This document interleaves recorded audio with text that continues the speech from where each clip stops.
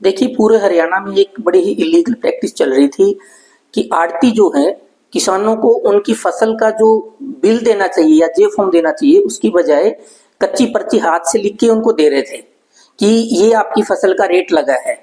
तो एक्चुअल में रेट कुछ और होता था और आड़ती जो है कुछ और देता था। तो ऐसी स्थिति में जो भारत के एक जाने माने कृषि वैज्ञानिक हैं, उन्होंने मेरे माध्यम से एक हाईकोर्ट में याचिका दायर की, जनहित याचिका, कि ये ऐसी प्रैक्टिस जो है बंद होनी चाहिए।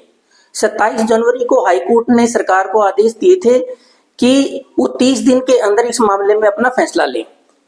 तो आज फैसला लेते हुए सरकार ने सभी मार्केट कमेटी के सचिवों को हिदायत दी है कि वो इंश्योर करें कि कोई भी आड़ती जो है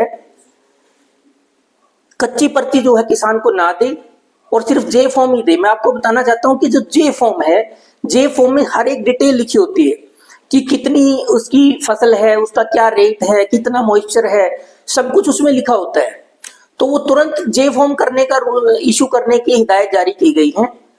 और इससे सबसे बड़ा फायदा ये होगा कि जो एमएसपी की लड़ाई है किसान की, वो सुदृढ़ होगी, क्योंकि उससे पहले जो है एमएसपी का कोई मतलब ही नहीं रह जाता था, क्योंकि आड़ती जो अपने हिसाब का रेट लगाते थे फसल का। तो इससे जो है एमएसपी जो होगी, उस सरकार जो एमएसपी का रेट है वो किसान को मिलेगा।